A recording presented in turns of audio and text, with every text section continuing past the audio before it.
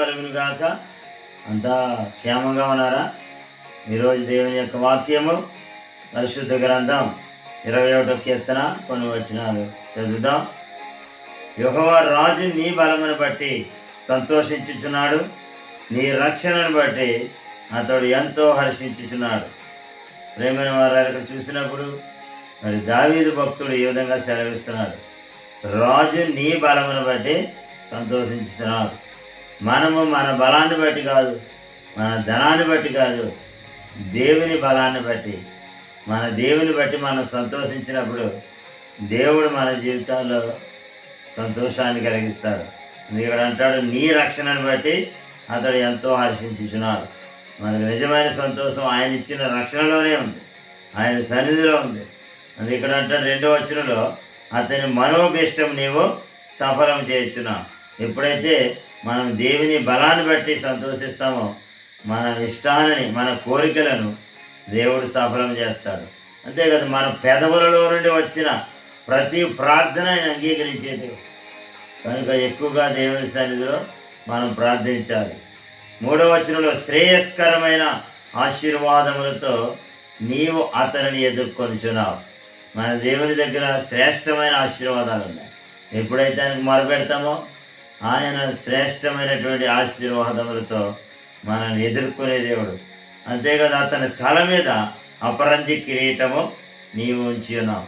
మన తల మీద ఆయన అపరంజి కిరీటాన్ని ఉంచుతాడు, అంటే ఘనతను మనకిస్తాడు.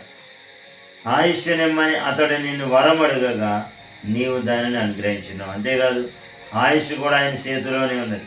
సదాకాలం నిలుచు దీర్ఘాయువు ఆయన చేతిలో ఉంది. కనుక మనం ఆయన సన్నిధిలో ప్రార్థించాలి. 5వ వచనంలో, నీ రక్షణ వలన అతనికి గొప్ప మహిమ కలిగేది, గౌరవ ప్రభావములను నీవు అతనికి ధరింపజేసి ఉన్నావు.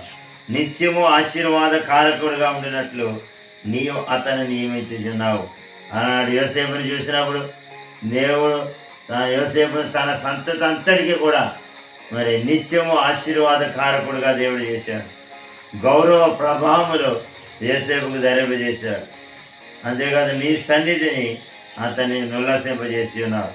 ఎందుకంటే అతడు యెహోవా యందు నమ్మకించున్నాడు. ఎప్పుడైతే మనం దేవుని యందు నమ్మకించుతామో, ఆయన బలాన్ని బట్టి సంతోషిస్తామో, దేవుడు గౌరవ ప్రభావంతో నిత్యము నిన్ను నీ కుటుంబాన్ని ఆశీర్వాద కారకులుగా దేవుడు చేయబోతున్నాడు. ప్రార్థన చేసుకుందాం. పరిశుద్ధాత్మ దేవుడా, నీకు వందనాలు. ఈరోజంతా నీ బిడ్డను మీరు ఆశీర్వదించిన నాయన, మీ యొక్క ఆయన బలాన్ని బట్టి సంతోషిస్తూ నిత్యము ఆశీర్వాద కారకులుగా చేయండి. వారి రాకపోకల క్షేమాన్ని ఇవ్వండి. వారి యొక్క ఆయన చేసే సమస్తమును ఫలింపచేయమని నాయన, వారి గృహాల్లో సమృద్ధిని దయచేయండి నాయన. నీ సంతోషాన్ని గృహాల్లో ఉంచమని నాయన. వారి బిడ్డల రాకపోకలో చదువుల జ్ఞానం దయచేయండి. మీ వారికి ఇచ్చిన సమస్తము దీవించి మీ దేశాల్లో ఉన్న మా సంఘ బిడ్డలు కూడా జ్ఞాపకం చేసుకోండి. ఇంకా మా సంఘ బిడ్డలు ఎక్కడెక్కడ ఉద్యోగాలు చేసి సేవలు చేస్తున్నారో, నాయన ఎక్కడ వ్యాపారాలు చేస్తున్నారో వారి సమస్తం మీద మీ దీవెన వచ్చామని ప్రార్థిస్తున్నాం. 2 సంఘాలు వెళ్ళి దీవించింది, ఆశీర్వదించండి. ఈ దినమంతా నీ కాపుదల, క్షేమము, ఆశీర్వాదమని వెళ్ళి దయచేయమని యేసు నామములో అడుగుచున్నాము తండ్రి. ఆమేన్.